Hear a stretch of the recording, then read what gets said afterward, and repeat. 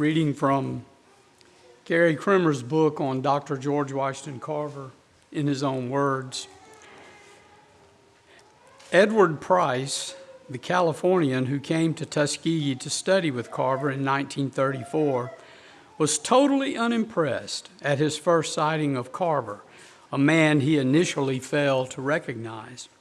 One morning, in going from Millbank Hall, the agricultural building, to the science building, I saw this old man with a long overcoat and a cap on his head and a flower in his lapel, walking toward Millbank Hall. I said, "What's this old guy doing?" Someone told him it was George Washington Carver, to whom he responded in disbelief, "This is the guy I came to be with?" Pryor added, "I left Los Angeles to come here as an agricultural student because I knew about Carver and his reputation. I wanted to be near him. I thought it might rub off on me a little bit, and here was this old guy. I was so disappointed. He cared nothing for his outward appearance." Price overcame his initial shock at Carver's appearance and soon grew to appreciate him as a master teacher, if somewhat unconventional in his methods. Price recalled that Carver would never tell you a thing. He wouldn't answer your question. He was like Socrates. He would ask you another question, and that would lead you to an answer. Carver, according to Price, made his students work for answers. He was, Price concluded, teaching me how to observe very closely. Elaine Freeman Thomas remembered that he did not ever dress in bright colors. It seemed as though he had the same suit on every day. And he did. He wore the same clothes for years. It was a dull gray, a white shirt, always a little lapel flower. Sometimes Thomas remembered the flower would be a dandelion that Carver picked on campus, signaling that he believed in the beauty and worth of a plant that many regarded as an obnoxious weed. Although Thomas acknowledged that Carver's clothes were not pressed, she insisted that they were well fitted and clean. She also remembered that Carver often wore a cap. So today, I have a dandelion in my lapel in memory of Dr. Carver. Let's turn in our Bibles, please, to Psalm 66.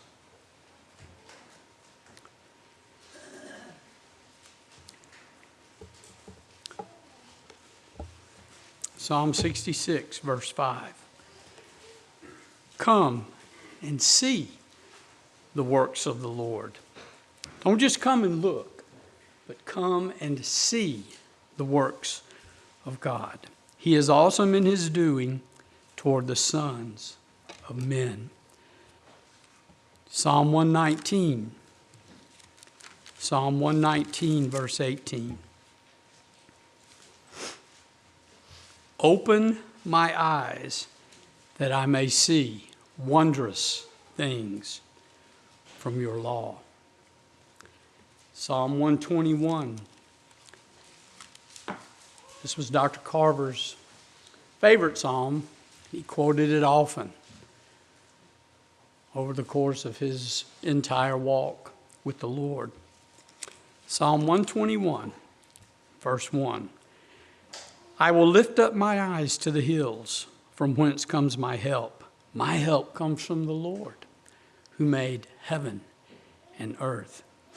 And if you were a Jew headed to Jerusalem on the pilgrimage for Passover or one of the other feasts, wherever you lived in Israel, didn't matter the elevation, didn't matter north, south, east, or west, whenever you went to Jerusalem, you went up to Jerusalem.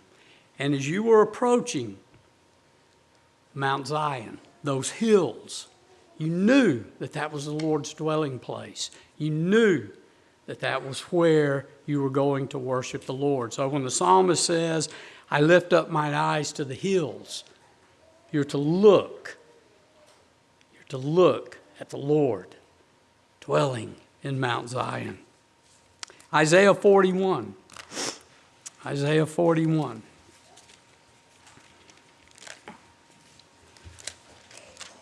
Verse 17.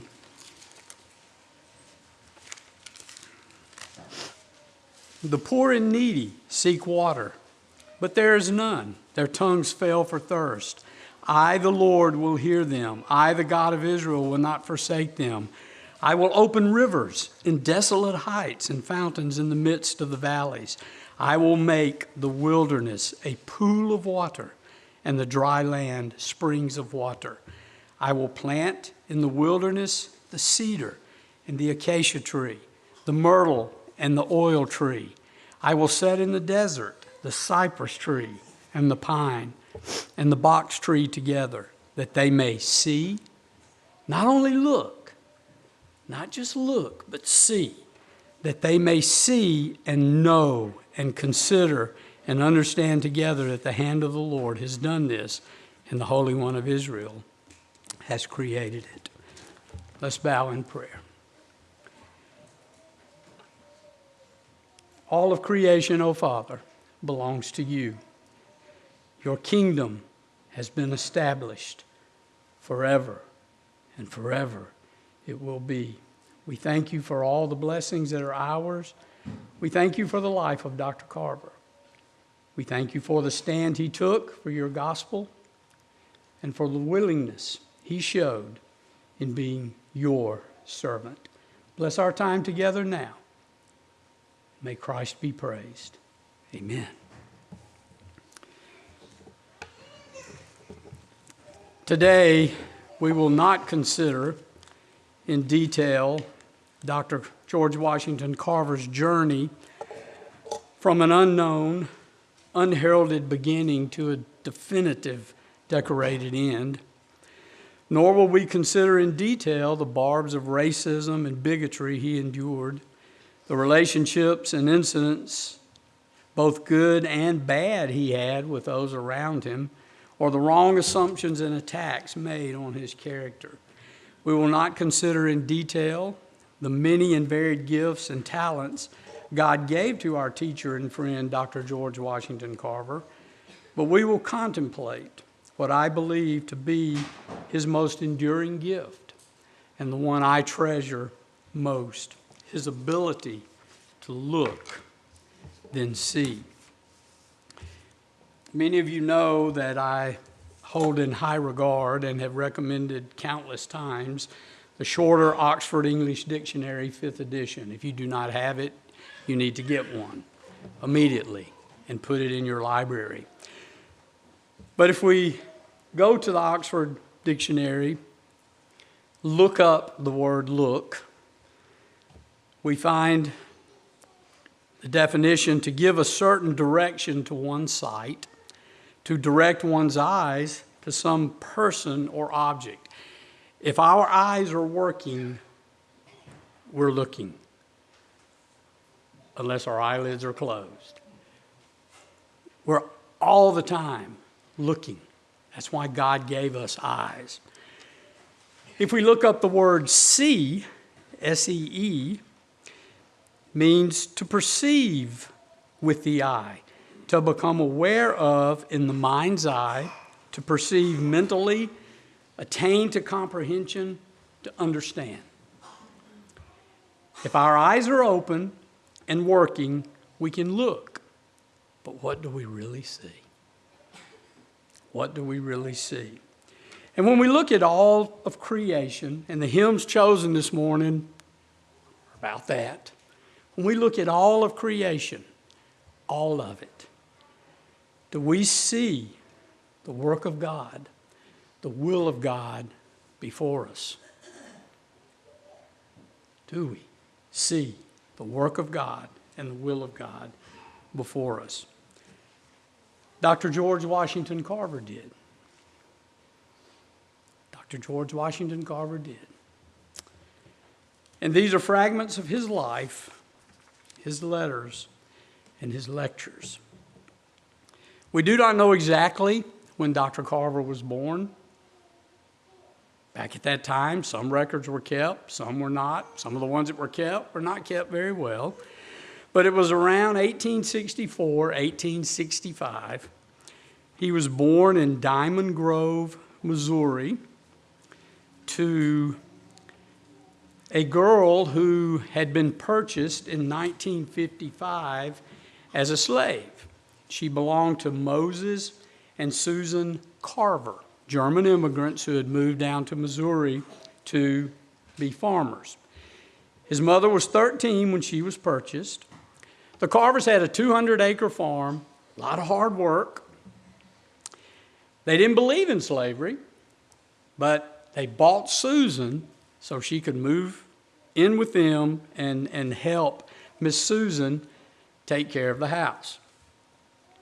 George's father lived on a neighboring farm, but he was killed in a wagon accident shortly before George was born. Something happened, he fell off, he was run over. Very sad story. But it was sometime around the end of the Civil War when George was born. He was very sickly, had the croup. We don't know exactly what it was, but he was not a very healthy baby. And one night, some raiders came to the Carver farm, and they stole George and his mother. They would have stolen his brother Jim, who was older, but Moses ran in the house to tell Mary to run, but it was too late. Jim took off, but the raiders got George and his mother. They headed to Arkansas, probably to sell George's mother. Moses and Susan both had great affection for Mary and her boys, so George hired somebody, a man that he knew, to go and try to find Mary and George. The man went out searching. He came back. He could not find Mary, but he handed to Moses and Susan a very sickly, on the brink of death, baby boy. It was George. So George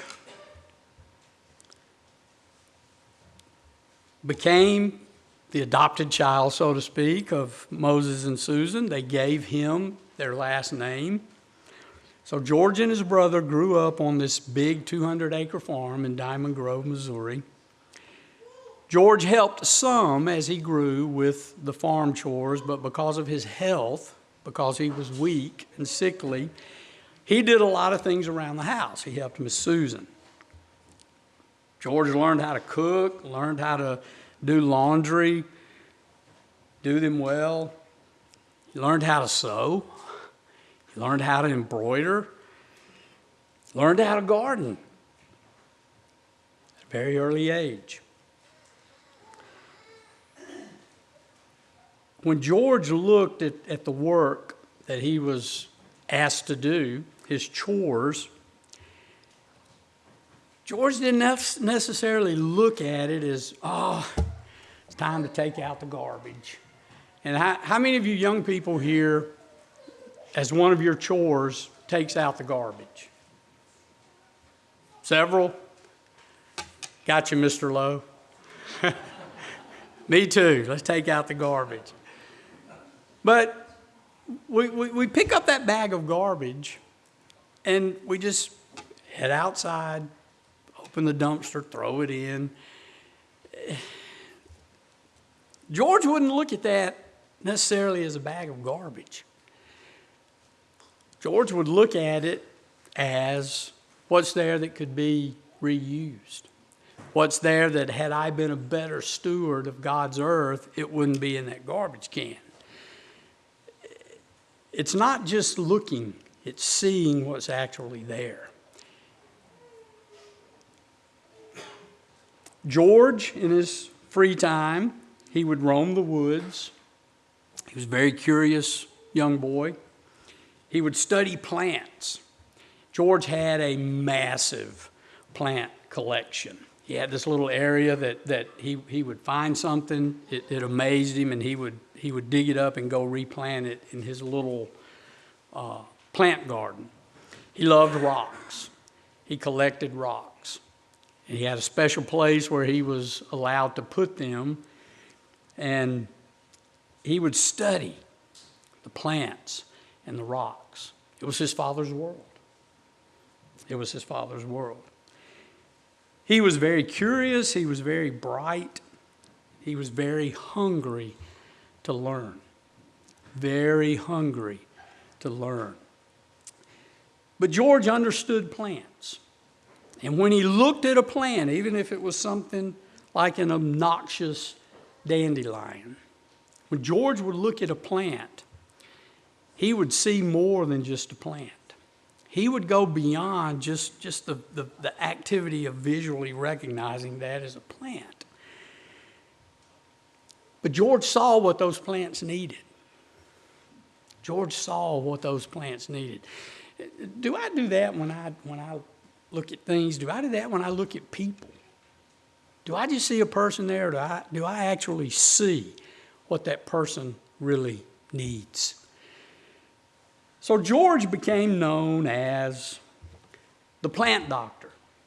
Little, skinny, weakling of a boy. Anybody had any problem with the plant, they would go see George. George, never been to school. He was already a brilliant botanist before first grade. There was a little boy that lived there close to the Carvers who was crippled. George looked at that little boy. He just didn't see a crippled little boy around his age. George saw somebody that needed help. So what did George do? A little boy. He whittled a pair of crutches for that crippled boy.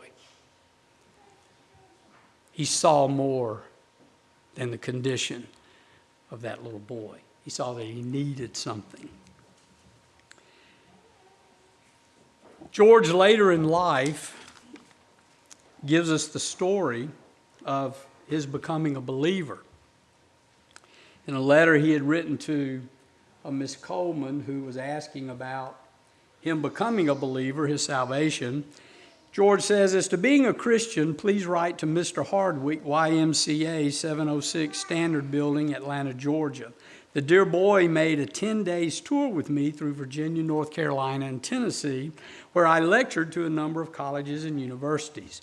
We came together in prayer often to get our spiritual strength renewed. Whenever we come together into a great project, we meet and ask God's guidance. Mr. Hardwick will tell you things that I could not. We both believe in divine guidance. Proverbs 3:6, Psalms 119:18, which we read. These are our slogan passages. I was just a mere boy when converted, hardly 10 years old. There isn't much of a story to it. God just came into my heart one afternoon while I was alone in the loft of our big barn while I was shelling corn to carry to the mill to be ground. A dear little white boy, one of our neighbors, about my age, came by one Saturday morning, and in talking and playing, he told me he was going to Sunday school tomorrow morning. I was eager to know what a Sunday school was. He said they sang hymns and prayed. I asked him what prayer was and what they said. I do not remember what he said, only remember that as soon as he left, I climbed up into the loft, knelt down by the barrel of corn, and prayed as best I could. Sometimes that's what we need to do. Just need to pray the best we can. I do not remember what I said. I only recall that I felt so good that I prayed several times more before I quit. Amen. Amen. That was my simple conversion, and I have tried to keep the faith. Games were very simple in my boyhood days in the country. Baseball, running, jumping, swimming, and checkers constituted the principal ones. I played all of them. No Xbox, no laptop, no phone. running, jumping, swimming. My favorite song was, "Must Jesus Bear the Cross Alone and All the World Go Free?" If I had leisure time from roaming the woods and fields, I put it in knitting, crocheting, and other forms of fancy work. That's so convicting. I think back on my childhood and what did I do with my leisure time? I can't even sew a hole up in a sock, much less knit or embroidery or crochet. You know, he was making use of his time, building skills with his hands that down the road would help him in his life's work. In another biography about Dr. Carver, highly recommend this one. It's basically his letters. He had been asked to just write a brief sketch of his life. From a child, I had an inordinate desire for knowledge, and especially music, painting, flowers, and the sciences, algebra being one of my favorite studies. Day after day, I spent in the woods, not in front of a TV. Not in front of a TV. Day after day, I spent in the woods alone in order to collect my floral beauties and put them in my little garden I had hidden in brush not far from the house, as it was considered foolishness in that neighborhood to waste time on flowers. And many are the tears I have shed because I would break the roots or flowers off some of my pets while removing them from the ground, and strange to say, all sorts of vegetation succeeded to thrive under my touch until I was styled the plant doctor. And plants from all over the county would be brought to me for treatment. At this time, I had never heard of botany and could scarcely read. They had a Webster's speller in the Carver house, so he knew a little bit, but not enough that he could pick up a book and read. Rocks had an equal fascination for me, and many are the basketful that I have been compelled to remove from the outside chimney corner of that old log house with the injunction to throw them down the hill. I obeyed, but picked up the choicest ones and hid them in another place. And somehow that same chimney corner would, in a few days or weeks, be running over again to suffer the same fate. I have some of the specimens in my collection now, and this is decades later. I have some of the specimens in my collection now and consider them the choicest of the lot. Mr. and Mrs. Carver were very kind to me, and I thank them so much for my home training. So here was George, a young boy, 10, 12 years old. He saw himself. He looked at himself, saw George Carver. What did he do? He realized he needed an education. And I have to ask myself, thinking back on back in the dark ages when I went to school, why did I go to school? As a 6, 7-year-old, which that's when you started first grade back then, there wasn't any kindergarten back in the olden times. But when I look back and try to remember what was going through my mind when it was time for me to go to school, I guarantee you it wasn't, "Clyde, you're not very bright. You need to go to school to get an education." Is there anybody here who actually, when they started first grade, knew that they needed to go to school to get an education? We just went to school because that was the thing to do. It was the thing to do. I'm 6 years old. I got to start first grade. Well, we'll do what we can to make the best of it because I'm in it for the long haul. For the next 12 years, I'll be going to school. But George actually saw himself as somebody that needed to become smarter. He needed to learn things. So he looked at himself, saw the need to be educated, and he looked at what Diamond Grove, Missouri could give him, And it wasn't an education. So here's George, 10, 12 years old, and he goes up to the Carvers, and he says, I need to leave. And I can imagine my mama, if I went up to her and said, Mom, I got to leave home to go get an education. But he did. He did. The building where they had school in Diamond Grove, it was also the building for the church. So here was George, here was his brother. Because of the color of their skin, they couldn't go to school in that building. But they could go to Sunday school. They could go to Sunday school. But they couldn't go to real school. Very sad. So George leaves Diamond Grove and heads to a little town about 8 miles away called Neosho, Missouri. So George gets there. He wants to go to school. He doesn't have any money, so he's going to have to work. He moves in with a black couple, Andrew and Mariah Watkins. George tells him, hey, I can do this, I can do that. I'm a pretty good worker. So he moves in with them. Mariah did laundry. She did ironing. She had a reputation of being an impeccable ironer. She taught George how to iron. Next week, we'll talk about George's ironing later in his life. It's a great story. But he was learning all of these skills. He was learning all these things that he could do. So here he is, leaving home to go to school, and he's already equipped to do many things. You know, he wasn't waiting on a handout. He wasn't waiting on a scholarship. He just decided, I'm going to school. I'll make some money. I'll work. I'll do whatever I can in order to get an education.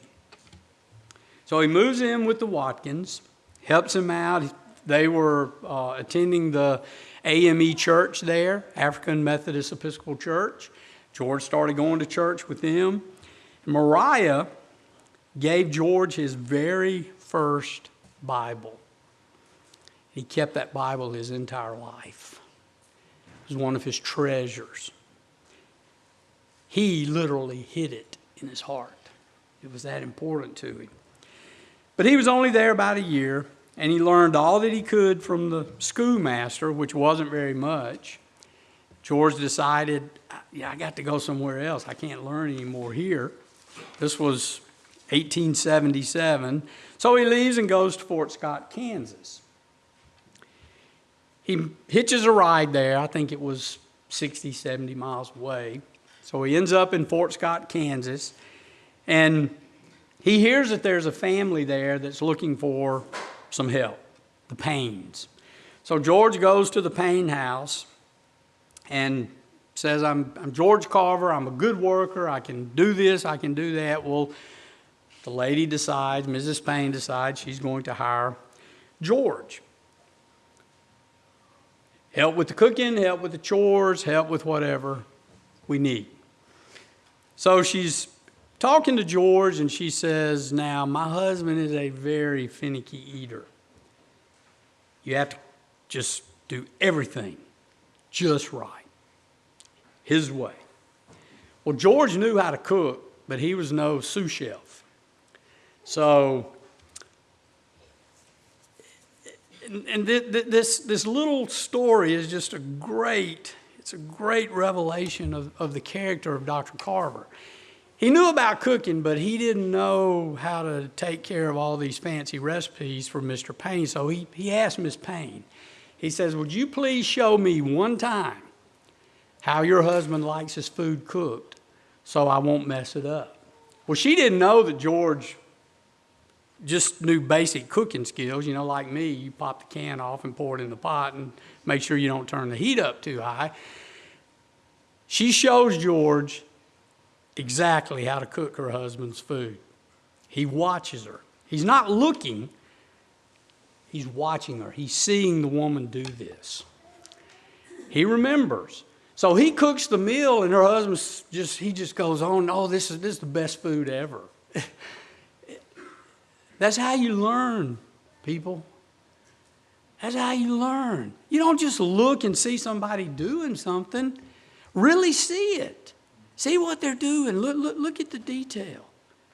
He didn't have a cookbook, but he saw her. He saw what she was doing. So here's George. He's living with the Paynes, helping them with their chores. He starts working at a little grocery store there, does some laundry for a hotel.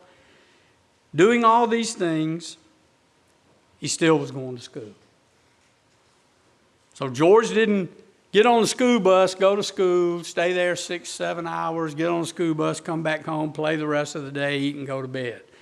No, George was working hours every day along with going to school as a young man. On March 26, 1879, in Fort Scott, Kansas, George heard a commotion going on. He looked out his window, and here was a mob going down the street. They were dragging a black man. They beat him up, literally beat his brains out. They took him, they hung him from a lamppost and set him on fire. And here's George, young man, seeing this. He's looking at all of this stuff that's going on. But what did George really see? There's never any indication over the course of his entire life that he ever showed any prejudice or racism toward anybody. But here was a man, same color skin that he had, hanging from a lamppost, literally his flesh dripping from the flames. George saw the depravity of man. He saw the depravity of man, and he never forgot it his whole life. He never forgot what happened. So he immediately left town. 1879. And he ends up in a little town in Kansas, Olathe, Kansas, where he gets there, he enrolls in school, moved in with another black couple, Ben and Lucy Seymour. And the Lord is leading George to these people, Christians. George knew laundry. He knew the laundry business. He helps Lucy out, washing and ironing. He cooked for another family, the Johnsons. He shined shoes. He did any other odd job he could find. Went to school. And he also taught Sunday school at the Methodist Church. Not even 16 years old. And after about a year living there, he went with the Seymours. They moved to Minneapolis, Kansas. And for 4 years, George was here in this town. He lived with the Seymours part of that time.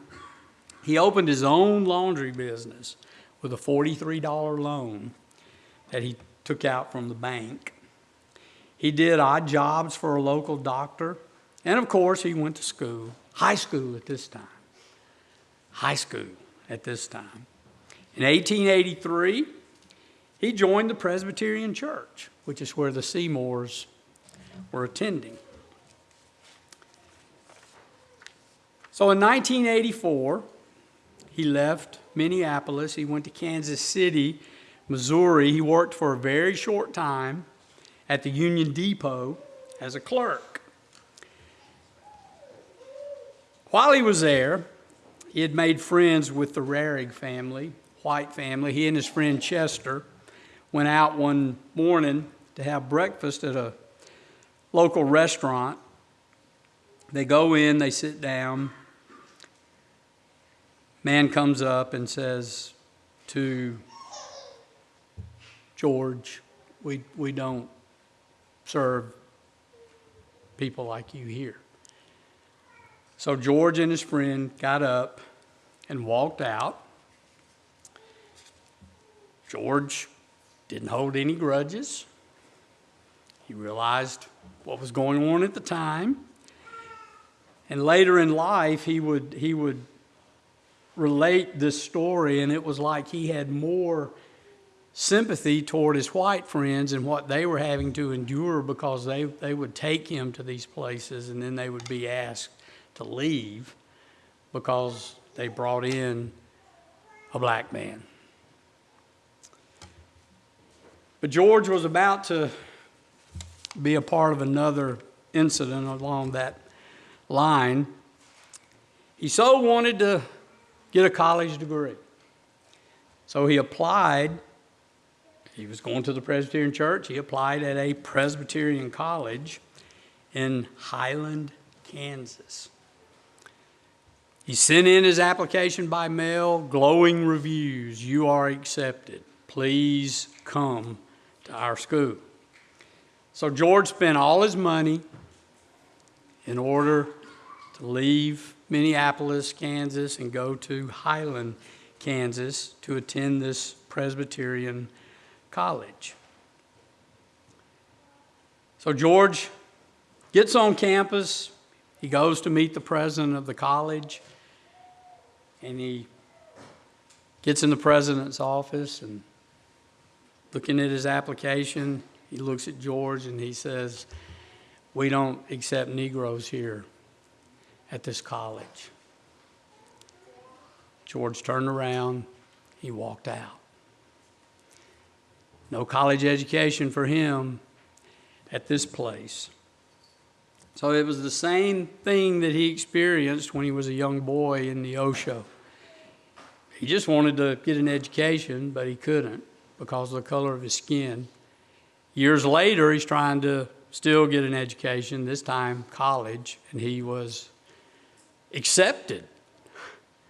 I mean, he had an excellent application, but all it took was one look from a man, and he was turned away. The man really didn't see George Carver. He just saw a black man standing there and said, "You're not welcome here." So George is crushed, as I would have been. You know, he had spent so much time, so much effort trying to gain more knowledge. Now he's turned down. So what did he do? He hung around Highland for a while. He met the Beeler family, and he worked for them for several months. And one of their sons, Frank, had moved into the western part of Kansas, which back then that was kind of on the fringe of civilization. So George decides he's going to go to West Kansas, Ness County, where Frank Beeler had moved and bought a store. The little area around the store actually became the town of Beeler. So in 1885, George leaves Highland, Kansas, and moves to Ness County. When he gets to Ness County, he needed money, so he starts working for a gentleman named Mr. George Stanley. He helped him maintain his farm. He had a huge farm. George decides he's going to file a claim, homestead, on some land there. So for 2 years, he tried it. He built a sod house, and back in those days, you would take mud and grass, and you would make these big sod blocks. The house would end up being like 3 feet deep. The blocks were 2 to 3 feet long, a foot wide, and 2 to 4 inches thick, significantly bigger than our standard concrete block. So George builds himself a sod house by himself. He took some of the acreage that he bought, 17 acres. He turns it over, cleans it up by himself. He planted fruit trees, corn, garden vegetables by himself. He had no water. He dug wells. They were all dry, so he literally hauled water 3/4 of a mile from a stream on another man's place. But George saw all of these things that were going on as more than just looking and seeing it with your eyes. During this time, George saw and experienced the difficulties and hardships of farming. And we really have no idea. I don't know if any of us have ever been farmers. Even with all of our modern machinery and technological advancements, it's still a hard job to be a farmer. I admire the people who do it. But George, I think he's beginning to realize where God is leading him. And at this time, God was preparing George for the next phase of his life. I don't know that George wanted to be a farmer. I think he was a farmer at this time because it's kind of like he had to. He thought he might try it out. He was actually a landowner now. He had never owned any land before. But God was preparing George for the next part of his journey. And in another biography written about Dr. Carver by Professor Linda McMurray, she describes George's time in Ness County. In Beeler, as in Minneapolis, his talents and personality soon won him the respect of his white neighbors. Yes, George earned the respect of anybody he was around. Indeed, on the frontier, he appeared even more remarkable to those around him and was widely considered to be the best educated person in the area. And why was he considered? He was the best educated person in the area. He developed an interest in art. And while he was there in Ness County, Kansas, he was able to observe the yucca plant, which he would eventually paint. And next week we'll talk about one of his paintings.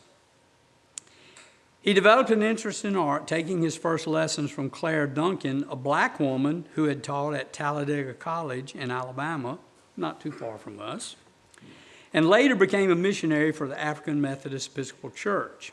He also played his accordion for local dances and joined the Ness City Literary Society, which met weekly for plays, music, and debates. And George was accomplished on quite a few musical instruments. How do you entertain yourself when there's no electricity? We would be lost. We wouldn't know what to do. George played music and painted. He also played his accordion for local dances and joined the Ness City Literary Society, which met weekly for plays, music, and debates. Whoa, debates. That's a foreign concept to 2025 USA, actually debating. We have Facebook, and that doesn't count as a debate. The whites of Ness County clearly recognized Carver's specialness. They recognized it because he was a special man. One later remarked, "When I was in the presence of that young man Carver, as a white man of the supposed dominant race, I was humiliated by my own inadequacy of knowledge compared to his." 1888, the Ness County News printed an article about Dr. Carver, noting that his knowledge of geology, botany, and kindred sciences is remarkable and marked him as a man of more than ordinary ability. The author of the article also discussed Carver's varied talents, including his sketches of considerable merit and his large geological collection. Some of that geological collection were the rocks he was storing by the chimney as a young boy. Most significant in view of his later career was the mention of his collection of about 500 plants, in a neat conservatory adjoining the residence of his employer. And that was when he worked for the gentleman when he first arrived. So George hadn't been there a very short time. He's already got 500 plants. I kill about 500 plants in the course of 2 years. In conclusion, the writer remarked, "He is a pleasant and intelligent man to talk with, and were it not for his dusky skin, no fault of his, he might occupy a different sphere to which his ability would otherwise entitle him." Next week, we'll look at the second part of George's life, the different sphere. His experience in search of an education had already developed in him diverse skills and interests. From his childhood on the Carver farm and his homesteading adventure, he learned many practices of good, self-sufficient farming. Susan Carver, Mariah Watkins, and Lucy Seymour taught him such household skills as cooking, sewing, needlework, and laundering. There's nothing wrong with boys learning how to cook. It's not. It's work. It's work. And we need to be working. His curiosity, intuitive grasp, and haphazard education, and we just went over his haphazard education. It went from place to place. He went to school wherever he could. His haphazard education combined to give him a remarkable understanding of natural processes. And he had developed a considerable love of music and art with some degree of skill at both. Running through all his experiences was a growing religious faith, and we know what his religious faith was. It was his trust in the Lord. "I will lift up mine eyes unto the hills, from whence cometh my help." And where did George's help come from? It came from the Lord. It came from the Lord. Running through all his experiences was a growing religious faith that sustained him and opened the door to several long-lived friendships. We read a verse from one of the Psalms, "Open my eyes that I may see wondrous things from your law." So here's George, 1888, in Ness County, Kansas, 25 years old, maybe, early 20s. And he's already developed the ability as a young man to not just use the eyes God gave him, but he's already developed this ability to go beyond just looking at something. He could look and then see. Is that what we do? All the days of our lives? I mean, it's been said that most men lead lives of quiet desperation. Why might they be desperate? They may look, but they're desperate because they don't see. They don't see. And what we need to do, and if we claim to be a child of God, then we need to look and see Him, all His wondrous ways and all His wondrous works. And that's what George Carver did. Next week, we'll get into his time beyond Ness County, Kansas, and his eventually coming to Alabama, where he spent most of his life. And he is one of Alabama's greatest treasures. Let's pray.